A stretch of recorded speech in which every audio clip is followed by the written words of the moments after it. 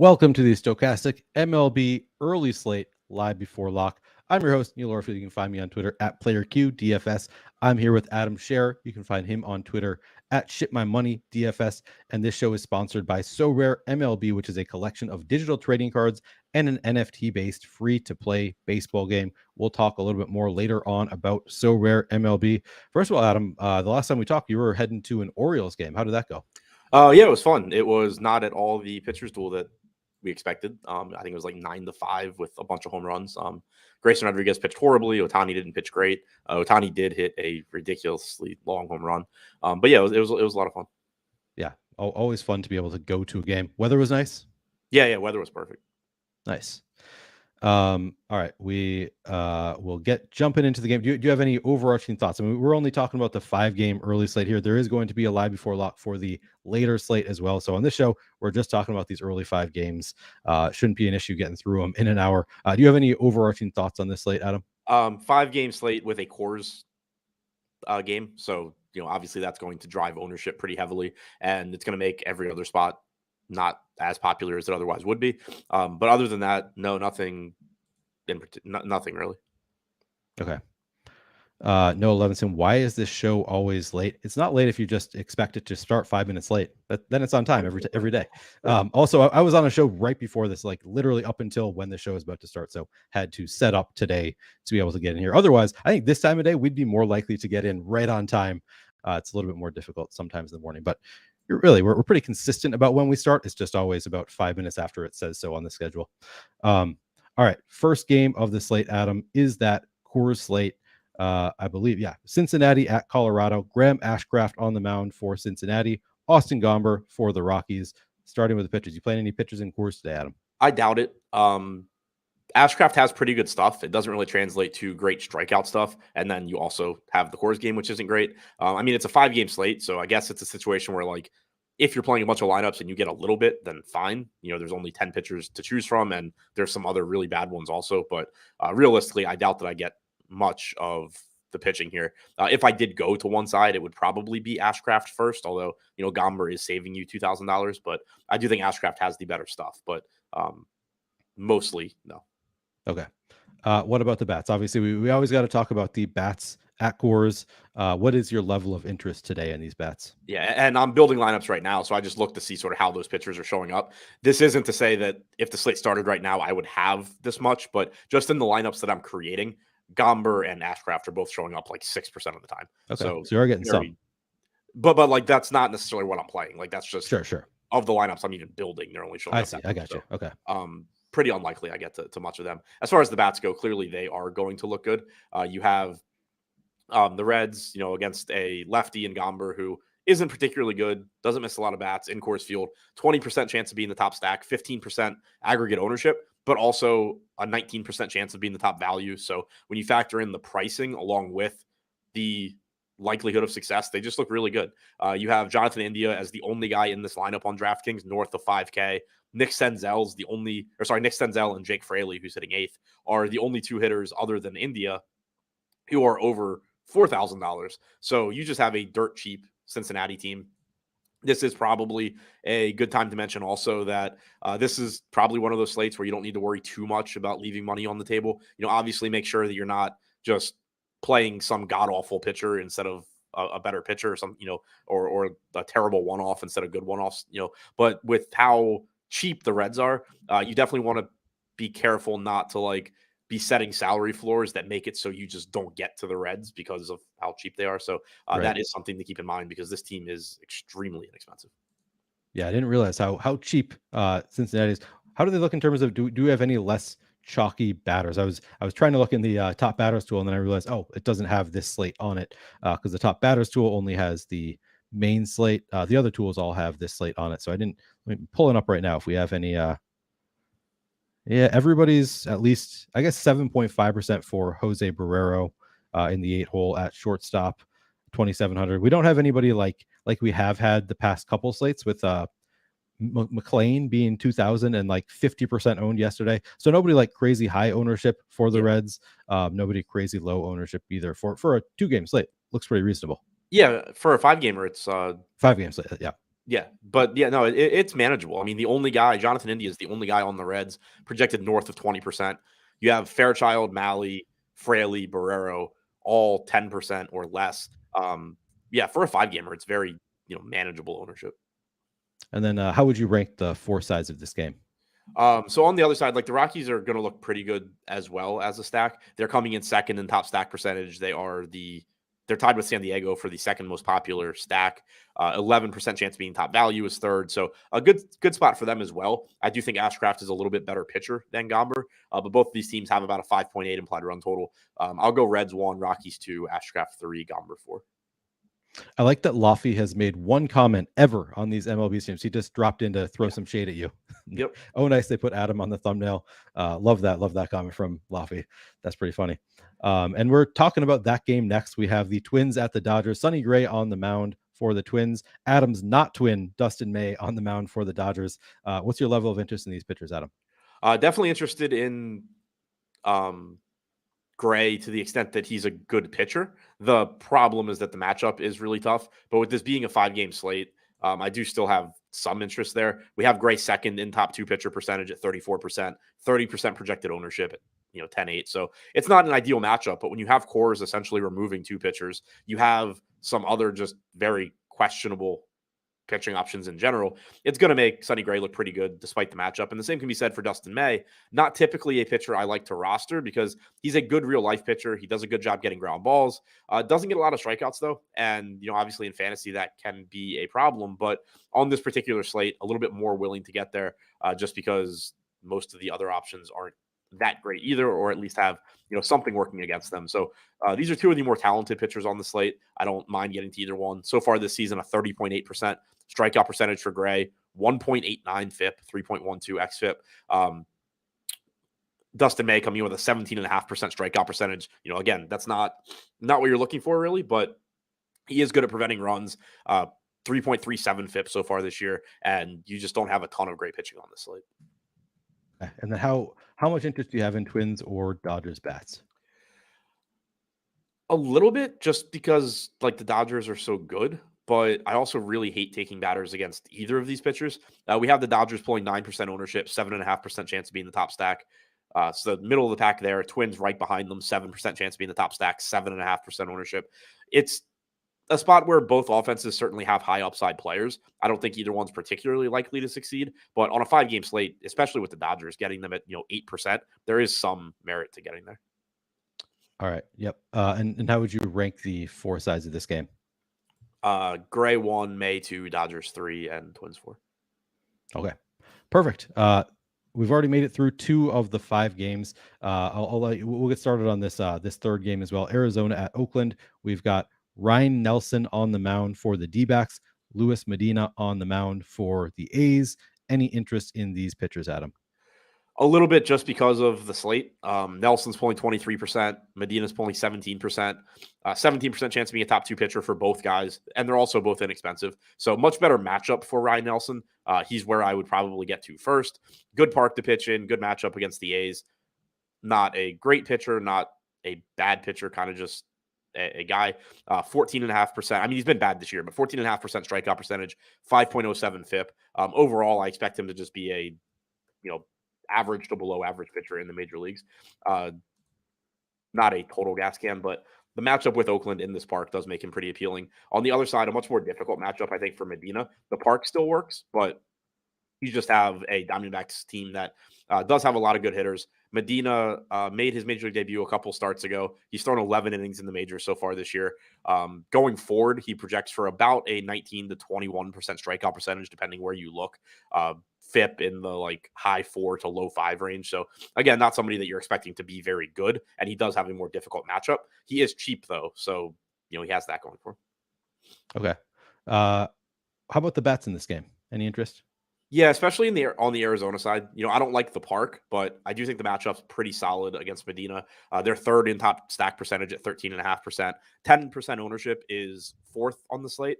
So they're actually coming in with a little bit less ownership than the Padres, who are a little bit less likely to succeed than they are.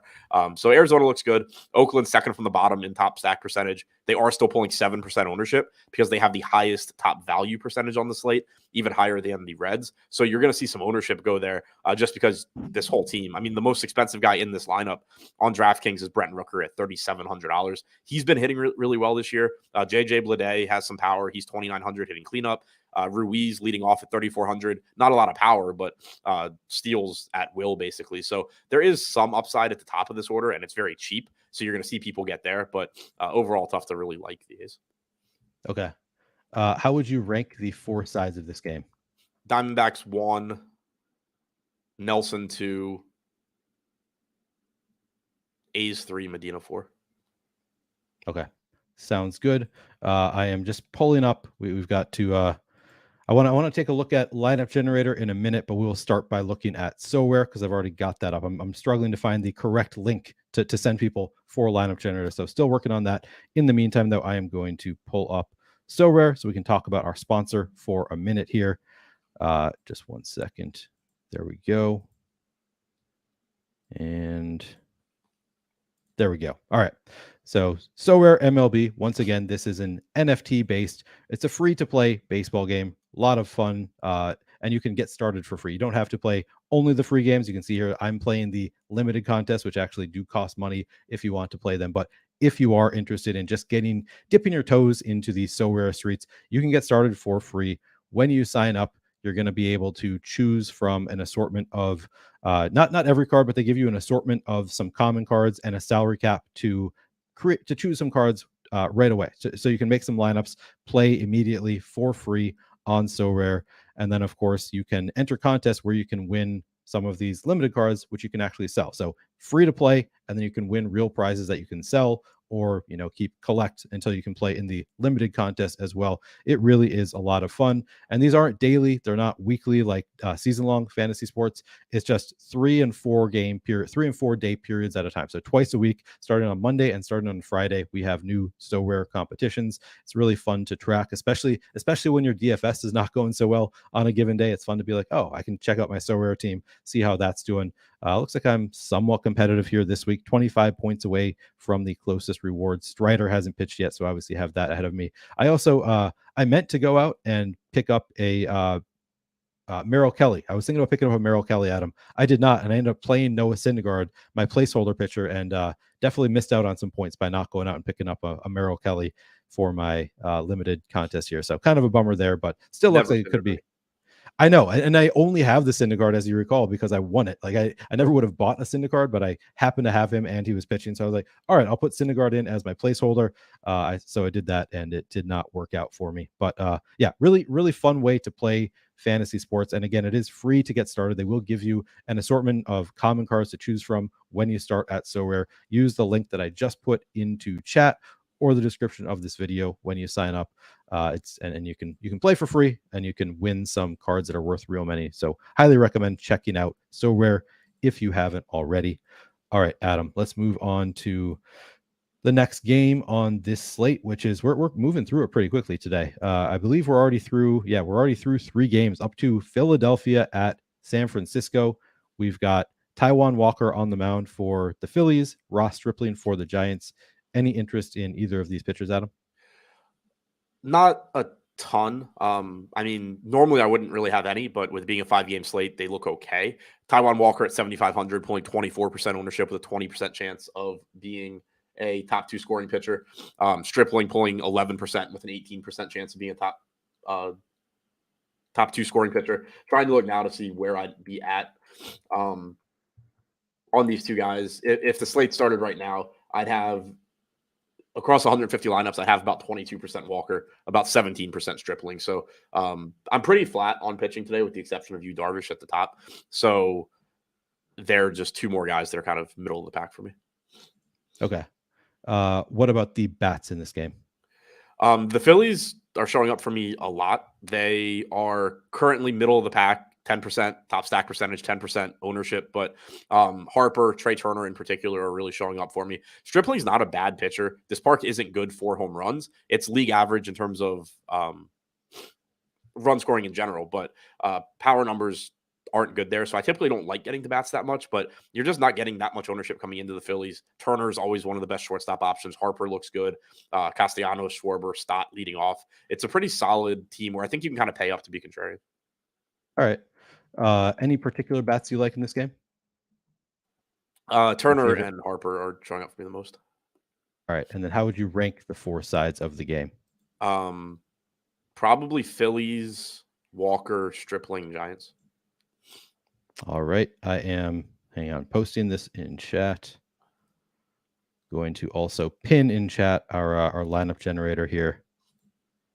So that you can find, we can still get, I was just talking about this with Lofty. It is still possible to sign up for MLB lineup generator for 50% off.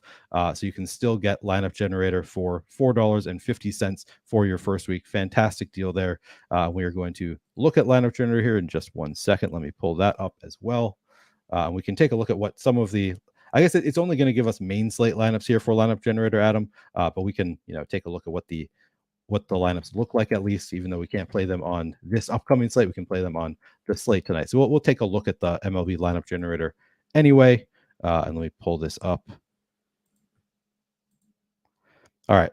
So I've pulled up lineup generator. We're just going to take a quick look at what some of these lineups are. And again, this tool has already vetted all the bad lineups. So they've done tons and tons of simulations to find which lineups over the long term are going to make money. So not going to make money every single day, but if you play 10,000 slates, these are lineups that are going to make money over the long term. And it sounds like, you have to play 10,000 slates to win, but that just means these are the lineups that are most likely to make money on any given day and have a real shot at making real money, or else have just like great equity for getting into the cash line.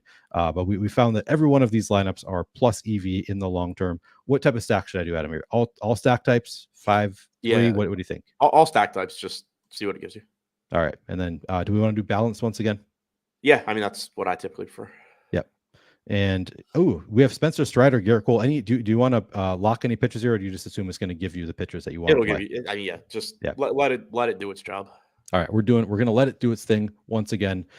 We've got interesting. So this one only 127% projected, 128% projected ownership overall, projection under 100. So it doesn't look like it's okay. I guess it's pretty close to it must be a fairly low scoring slate overall. Middle of the pack in terms of ownership, on the higher side in terms of optimal odds.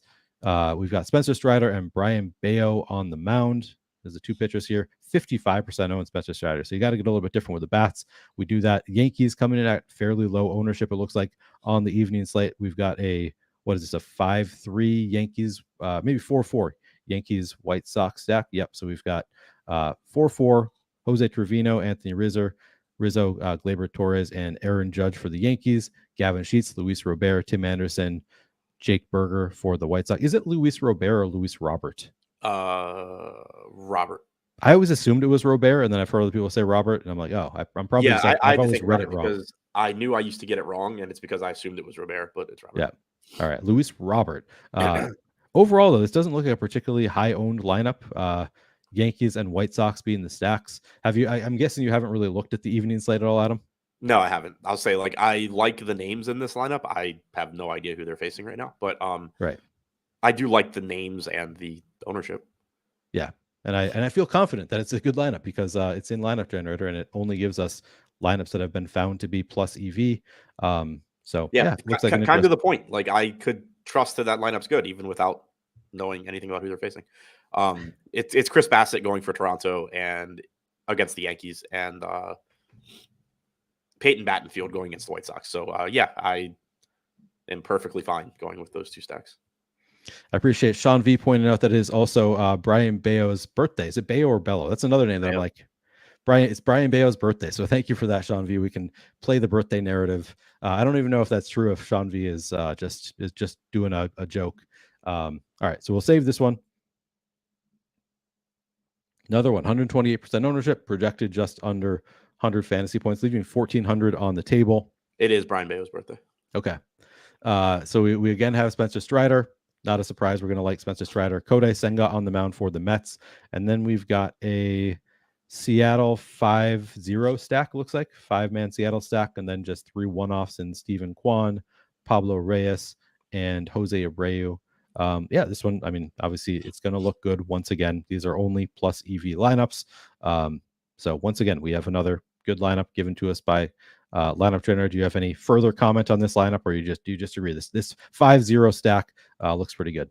Yeah, I think it looks pretty good. We have Seattle facing Bayo in Boston. Bayo is volatile. He's a good pitching prospect. He's young, has good stuff. When he's on, gets a lot of ground balls. When he's off, he works behind the counts a lot and can get hit pretty hard. So, kind of interesting to me that like we got a Bayo lineup first. Now you get a stack against Bayo, and I'm perfectly fine with that because you have a pretty inexpensive Bayo or very inexpensive Bayo. From a talent standpoint, he's cheap, so using him in tournaments makes sense. But then also attacking the other side in non-Bayo lineups makes sense because he's such a boom or bust arm right now. Yep, absolutely. All right, save this one. Looks pretty good. This one with Senga, and now we've got Strider again. So he's 3 for 3 Strider, Nathan Eovaldi, and then we've got White Sox and Brewers. Maybe is this a 4-4? Looks like a 5-3 White Sox Brewers stack here. Looks like the White Sox coming in fairly low owned. Andrew Vaughn at 5%, Hanser Alberto 3% here. Jake Berger up at 10%, but still overall, not getting a ton of ownership on the White Sox. Milwaukee, a little bit more on Adames at 13%, but 7% owned Brian Anderson. Looks like a good lineup. 18.5% William Contreras makes sense. He's in the catcher spot. Going to be one of your better catcher options. But overall, I'd say this one, again, looks like a pretty nice lineup. Ownership, you can see here, doesn't project much better than the other ones. Much higher ownership than we saw on the other two. So something to keep in mind. But again, we have found this to be a plus EV lineup. I'm going to save this one. And then I'm just going to show you what else you can do with lineup generator. So if you don't want to just save it, I'm going to save a couple more. And I'm not even looking at them. And then I'm going to discard a few and then get through the first 20. And then once you've got through 20, you can take a look at your lineups that you've chosen. So I saved 7 here, and you can also look at your exposures. So maybe now what I might want to do is say, all right, I have 100% Spencer Strider, which is probably fine. But I might say I don't want 100% Spencer Strider, or I might say I don't want 43% Jake Berger, Stephen Kwan, whoever it is that you're getting too much of that maybe you don't want that much. Then you can go in and say, get more lineups and specifically target lineups that don't have Spencer Strider. And of course, since we did balance, we might still just get a ton of Spencer Strider, but let me at least try to see if I can find any that don't have Spencer Strider, just in case I don't want to have 100% Strider in my lineups. And it looks like, yeah, he projects so well. Once again, we usually tell you, eat the chalk at pitcher. Not a surprise that we're getting to a bunch of Strider lineups, but let's see if we can find even one here. Might have to go to the contrarian option. So you'd have to do a new set of lineups to do the contrarian option to get no Strider. He just projects so well that, of course, we're getting to a ton. Yeah, not finding any options here for no Spencer Strider. Might have to go back and do a different set contrarian, which I'm not going to do on the show right now, but that's probably what I would do if I were just using the tool and not doing a show.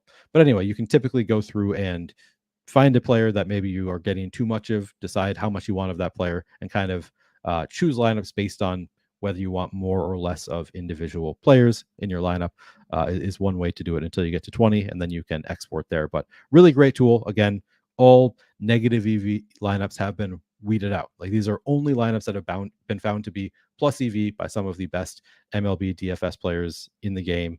Highly recommend checking out lineup generator if you haven't already. I just put the link in description in chat currently, and it is pinned to the top of chat right now. So check that out. One thing I do like that I noticed when you showed the exposures, it's something that I typically check a lot, like at what I'm playing in Fantasy Cruncher. You're not all like we had, I think 3 hitters just now in the exposures that were above 30%. Obviously, especially on smaller slates, you're going to occasionally get, a couple of guys north. But whenever I like look at something, if I'm like making changes to my process, if it just starts like naturally capping my hitting exposure around 30%, I typically feel good about it. And that's what you're seeing here is like, outside, Berger, Kwan, Rosario coming in north of that, but you just get like a natural cap at 29% on those guys. And that typically just makes me think that I'm doing a pretty good job in the way I'm creating lineups because generally that's sort of the threshold where like, no matter how good the hitter play is, you wouldn't want more than that because of how often they're going to fail. Now, obviously, You'll see some guys get pushed up if like they're really under-owned or something like that. But it typically is just a sign to me that things are working the way they're supposed to when you start seeing that like 30% cap.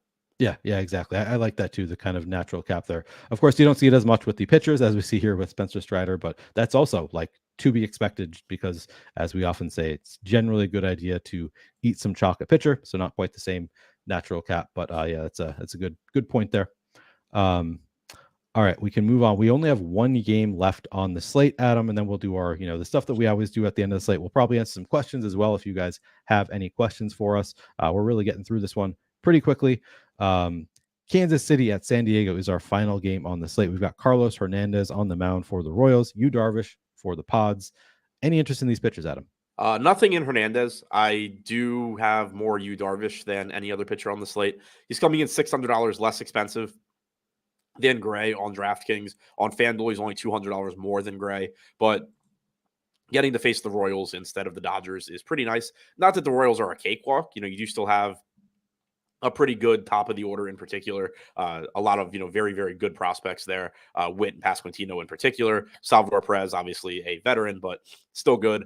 MJ Melendez, a highly regarded, young player. He's struggled certainly this year, no longer catching because they want him to just work on being able to hit, but still talent there. Nick Prado's got talent. So it's not like it's an easy matchup, but 3.2 implied run total for Kansas City. The next closest implied run total on the slate is Minnesota at 4. So you get a pretty nice gap there. It makes Darvish look really good. We know he's a good strikeout pitcher. He's gotten walks under control over the last year or so. That's an issue he used to have that he doesn't really have too much of anymore.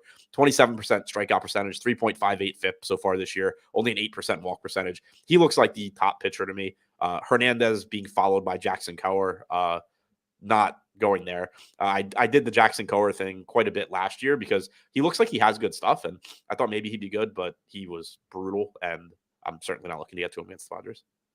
Okay. I have not looked at weather. I'm going to pull up the weather. Have you looked at the weather at all for this slate, Adam? I have not. That's, I suppose, something we should at least double check on before we finish this out. Looks fine. All right. No real weather concerns here. That's good. Makes it easy. Wind blowing out. Good hitting weather in the Dodgers Twins game. Yeah, in LA. Okay, I was going to say it's pretty nice here. I don't know what the temp is exactly, but looks like around 80 in LA with the wind blowing out. Oh yeah, we'll take that. All right. What is your level of interest in the Royals or Pods bats, Adam? Padres bats in particular look pretty good. Again, you don't love this. You don't love the opener games because you're just not seeing the same arm over and over again. But you have Hernandez opening. He's pretty wild. He throws like 102. He throws insanely hard. So you don't really love the first inning or whatever against him. But Jackson Kowar is somebody that hasn't had a lot of success in the majors so far. The Padres are a absolutely loaded lineup, as we know. They switched up their lineup a bit today. Tatis moved down to the 3-hole. Xander Bogaerts is leading off, so you're getting more at bats than usual from Bogaerts. Cronenworth is still pretty cheap. He did lose second base eligibility on DraftKings, which sucks. But yeah, so like on DraftKings, it is unfortunate you can't 5-man stack 1 through 5 because Cronenworth and Matt Carpenter are both first base only. So that makes it a little bit more difficult in general to stack them, but still a good spot. Still a lot of hitters you like. 5.8 implied run total is right in line with the Rockies and the Reds. Okay. What would you think of DraftKings adding a flex spot? Would you like that if they added a flex spot that was not super flex, but just like 4 bats? Not really. I mean, it would be okay. So it's one of those where I think I would probably bitch about it at first and then not mind it. Get used to it. They had briefly done it. They got rid of an outfield spot, made it utility at the beginning of a season, I don't know, 4 or 5 years ago. And everybody hated it because they got rid of an outfield spot. And so it was like, this kind of sucks. I didn't like when FanDuel changed catcher to catcher/first base, but now I do like it. It's kind of like whatever, you get used to it. Yeah. So I didn't, I mean, I probably wouldn't mind it, but it would also depend what they get rid of. Like, you don't want, I don't want to get rid of an outfield spot. Like, if they added it, that would be fine. Like you have the normal positions and then a flex spot. Or I guess if they got rid of catcher, it would be okay. But, that's one of those where it would be annoying as you need a catcher. Right. Just like purist standpoint. But also after a week of getting to roster outfielders instead of catchers who can't hit, I'd probably be fine with it. Right. Yeah. I think if they were to add a flex, I think it would rather be an addition rather than a replacement of one of the current positions. But I'm also fine with them just keeping it how it is. Just curious what your thought about that, because it is annoying sometimes when you can't play 2 bats from the same lineup because they're both only first base eligible. in this situation. It's kind of annoying, but we can deal with it. Yeah, and I mean, a lot of times those guys end up with MPE, but the problem is like you see it with first base so much because they either play first base or they DH. So it's like, well, what other position are you giving them? Right. Yeah. Good point. All right. How would you rank the 4 sides of this game? Darvish 1, Padres 2, Royals 3, garbage pitching for Kansas City 4. All right. Perfect. All right. We got this question from Bruce Gant wants to know, would you be willing to play pitchers from the same game on this slate? Yep. Always am. Yeah. But yeah. Even more so, I mean, if that is something that you were concerned about, which it's not something that I ever worry about, as the slate gets smaller, you should be more willing to do it anyway. A 5-game slate, like without a doubt. Yep. Agreed. Yeah. Never something that I set a rule against. But yeah, on a slate this size wouldn't be. Would you be willing on this slate to play any bats against your pitcher? I did not play any bats against my pitcher. I typically, and I mean, this is just kind of an arbitrary thing that you can obviously do it however you want. But like, I generally, if I'm playing a 3-game slate, I will usually set it to max 2 hitters. If I'm playing a 2-gamer, I'll do like max 3. If I'm playing a 4-gamer, I'll do max 1, and then 5. 5 and up, I do 0. Yeah, that sounds pretty similar to my approach as well. All right, we got a super chat from Noah Levinson. He asks, 5-man stack in your lineup. Would you do it in order of like, I think he's saying like batting order for that stack, or would you go out of order? This is another one where like, I don't really care. I think it looks better and feels better and does correlate slightly better if you just have like, 5 guys hitting back to back to back to back to back. Sure. But you also, there's a couple of things. One, that pairing is that stack is probably just going to be marginally more popular than if you end up with like a 1, 2, 5, 6, 8 type thing. Just because like the hitters at the top of the order are typically going to be the most popular, or guys, jam towards the middle of the order. So you have that. And also the correlation, like there is still correlation, you lose a little bit of the run/RBI correlation, the bigger gap you get. But if a team is scoring a lot of runs and having success, you're still getting additional at bats, for the entire lineup, which is positive correlation.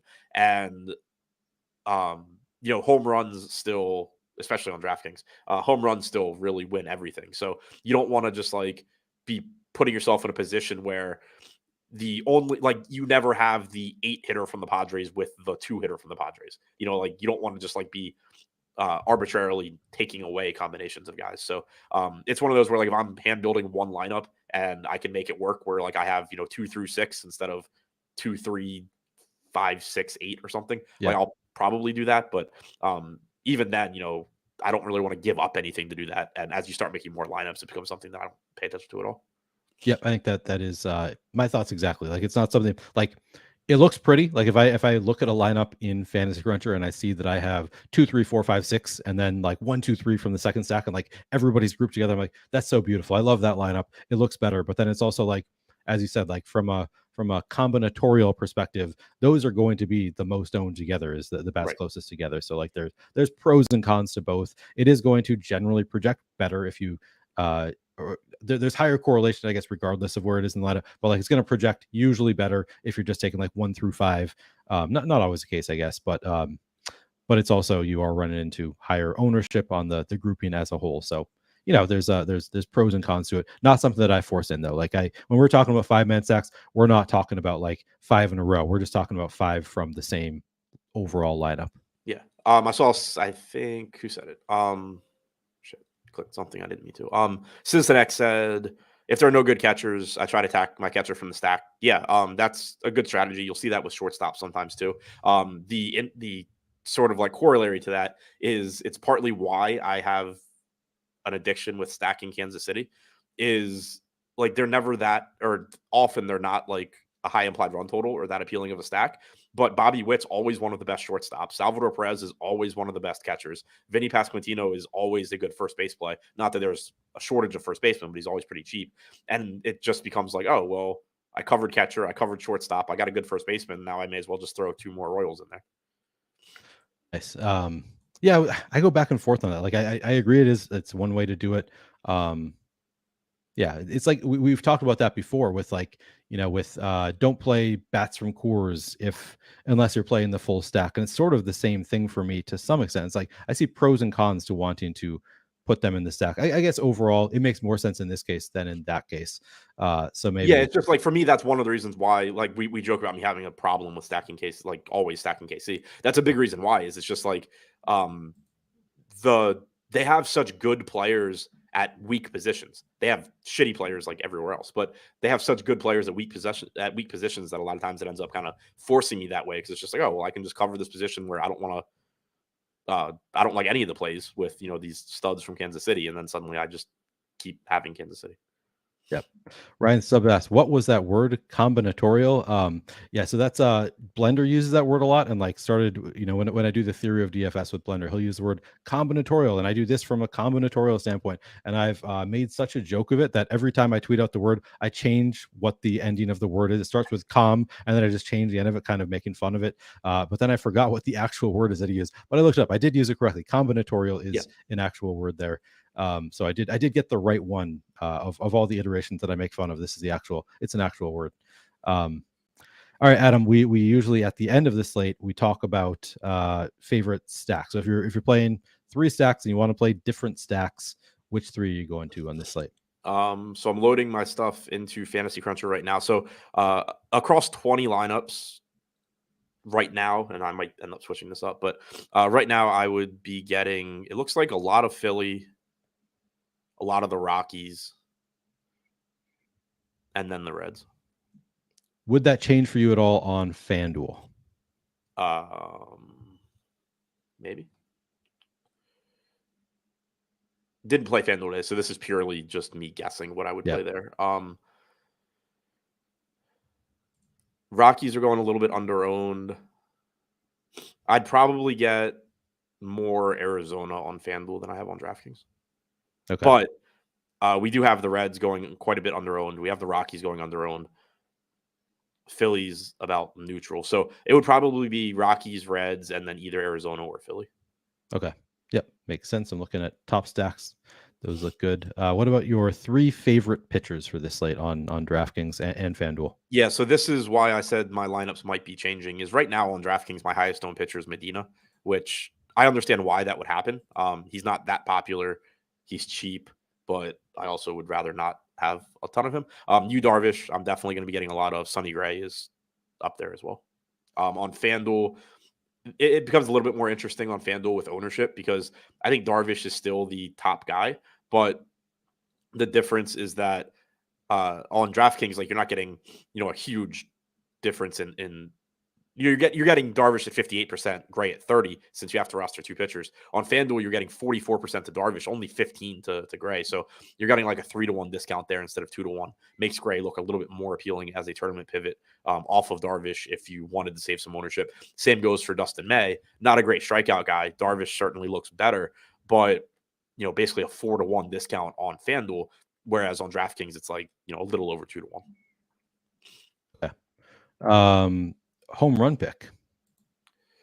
All right, so no Coors. Yeah, it makes it tough. Yeah.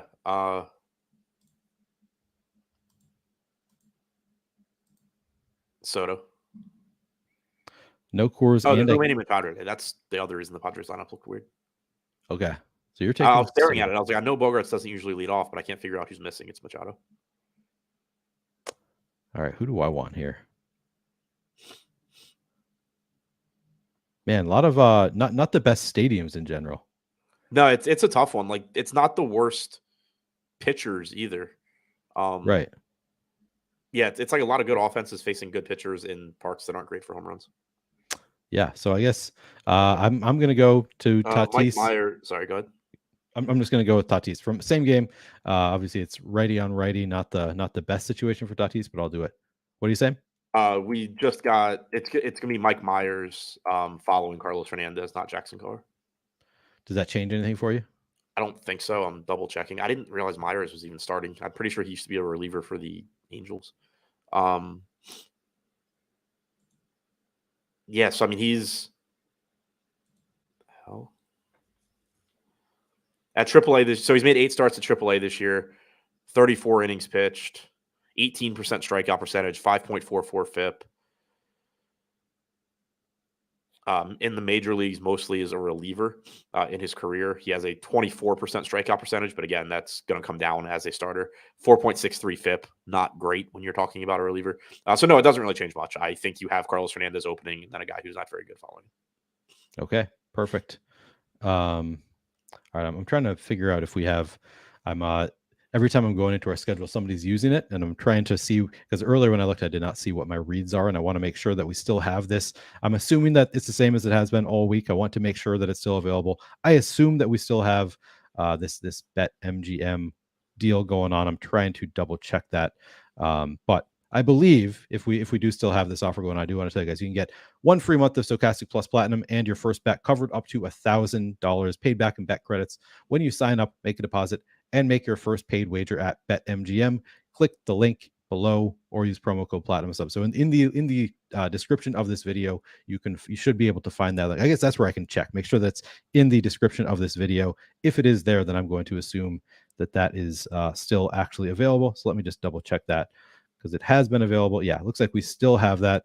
BetMGM available still. Great deal there. You get 2 great deals for the price of 1 when you sign up at BetMGM. Again, you get a free month of Stokastic Plus Platinum. That's valued at $120. That's going to include lineup generator. It's going to include top stacks tool, top pitches tool, everything we have to offer here at Stokastic. So if for some reason you live in a legal betting state that has BetMGM available and you still haven't signed up for it, highly recommend doing so today using the link in the description of this video. Really is a fantastic deal. BetMGM deal is fantastic, and then you get a fantastic Stokastic deal on top of it. Kind of a no-brainer there. Do you guys have any other questions for us? We've made it through all of our usual components of the show pretty quickly. We got through all 5 games. We did our home run picks. We did favorite stacks, favorite pitchers. That went pretty quickly. We don't usually go this quickly, Adam. We did 13 games in about I guess we only had 5 games, so I guess it makes sense that we got through it pretty quickly. But if you guys have any questions, we can stick around. 5 games, and I'm unable to string more than 5 sentences together without almost sneezing. So yeah, I can tell there. Oh, is it sneezing? I thought it was just like you're too stuffed up, you can't breathe. Well, I mean, it's that too, but no, it's more. I just feel like I'm going to start sneezing as soon as I say more than like 5 things. I mean, that's been me for like 3 weeks. Like, I don't know. This is the worst ever. My allergies have been just constantly bad. I'm better right now than I was a few weeks ago, but I think Lofty was telling me the same thing. I think maybe I'm just remembering the conversation that you and I had before we started. But going around, people are just having trouble with the sneezes. But just let it out if it comes to you. I would startle chat if I sneeze. I have violent sneezes, just like super loud, obnoxious, violent sneezes. So hopefully it'll never come to that I have to startle everybody with my sneeze. But yeah, game theory for the slate with Coors looks like they all have positive. So this is spot, like somebody just the other day was saying, like, I never play bats and Coors. Like, I always fade Coors. And I think this is the kind of spot where it's like, when you find positive leverage, you might want to rethink that approach of just doing the same thing every time. Adam, yesterday I had on Matt, Fantasy Tips Matt, fantastic guest. He did a great job filling in for you. But what I was mentioning to him is I was trying to really get started on time so that I could forever blame you for being late. So it would look like, oh, it's Adam's fault. It's not Neil's fault that they're late all the time. It's Adam's fault. But we got started late, so people can just blame me from now on, which is probably fair. I think it's usually my fault. It may be a combo as well, but again, we only start 5 minutes late, so I think most people can accept that we start just 5 minutes after the hour usually. Sammy Sosa broke his rib sneezing, I think Tommy David Walker says. I do not remember that. I've definitely felt like I had. Like, I've had some sneezes where I'm like, I feel like I'm breaking my body with how hard I'm sneezing right now. I'm pretty sure when Brian Mattis was on the Orioles, he went on the injured list with a strained oblique because of sneezing. Yeah. It's I worry about sneezing when I'm driving. Like, whenever it happens, I'm like, I'm gonna get in an accident. I sneeze so violently, I'm just gonna jerk the car. I'm not gonna be able to see for a couple of seconds. Like, that's the biggest my biggest worry. Yeah, Jake Swill says, ever had a sneeze fit, like sneeze after sneeze after sneeze? Like, that's generally how I sneeze. My sister-in-law created the term for my brother, who is the same way as me. She calls him a 7 sneezer. She says he usually, when he sneezes, he's going to sneeze 7 times in a row. I've been counting now, and since I heard the term, and it's not always 7 for me. Sometimes it's a lot more than 7. Usually it's a couple less. But are you? One reason I tried not to sneeze during the show is I never know if it's going to stop. Yeah, well, yeah. Once you start, it's just the sneezes can keep coming. Favorite mini stack for GPPs on DraftKings, Lefty Shankcast. Do you have a favorite mini stack here? Let me see what was showing up for me. Looks like I was getting a lot of. There we go. So Phillies main stack, A's secondary.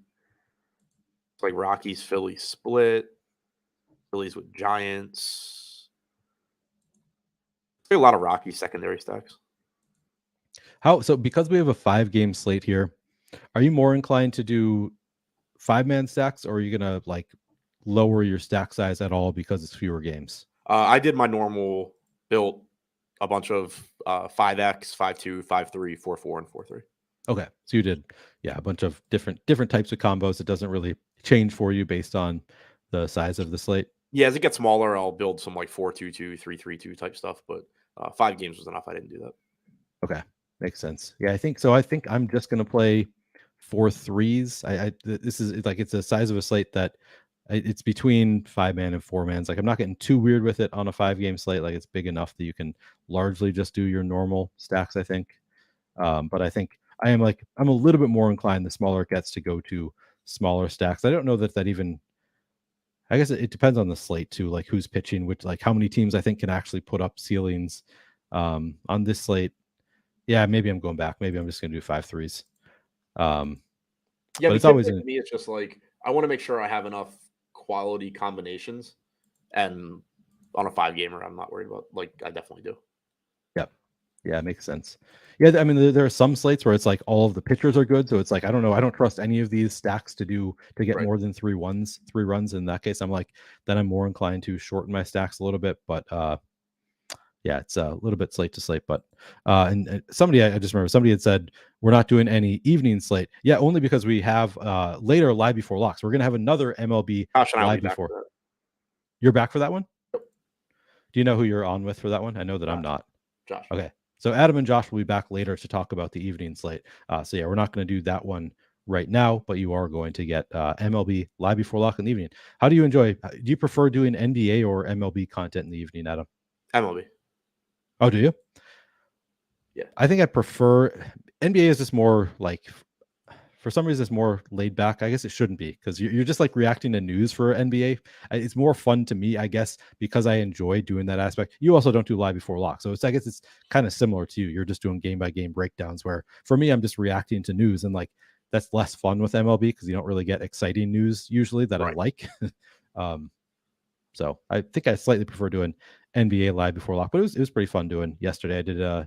I was on with Josh yesterday as well, and that was fun. So, maybe I just need to get back into the swing of doing live before lock for MLB. All right. I think we can give ourselves some time here. I don't think. Oh, Emily Ray asks, how do you guys feel about the Twins? I mean, it's not the best spot against Dustin May. As you said, Adam, it is hitting weather there in Los Angeles. What is your level of interest in the Twins? I know you already went over it, but yeah, I mean, they're fine in that they're a good enough offense. They're in good hitting conditions, tough matchup, but I'm personally not really getting to them. Yeah, I don't think I'm going to get to a ton of them either. Swooshbang says, done with Coors, never again. I mean, yesterday was like the ultimate Coors game. Bad pitchers in Coors, looked like a great spot, and it didn't go off. So I'm not inclined to write I missed off yesterday's main slate, and I'm not mad about it because I'm sure I would have been there. You were better off for it, for missing that slate. Sir Manning, yes, please do hit the like. Sir Manning, thank you for the reminder there. If you haven't yet hit the like button, please do hit the like, subscribe to the channel, hit the notification button so you can get alerts when our shows go live. All right, I don't think I have any other questions here. Adam, do you have any final thoughts? Just that Josh and I'll be back at 6 to talk about tonight. Yeah, this is the end of the day. It's the end of my workday for me, so I'm probably gonna go cut the grass or something. Thank you guys once again for watching. Good luck today on this slate and on the evening slate. We're gonna have a back-to-back. I know, with NBA, MLB, and PGA coming up, so going to be a busy day here on the Stokastic channel. So stick around. We're going to have great content for the rest of the night, and I will be back. Catch you guys tomorrow.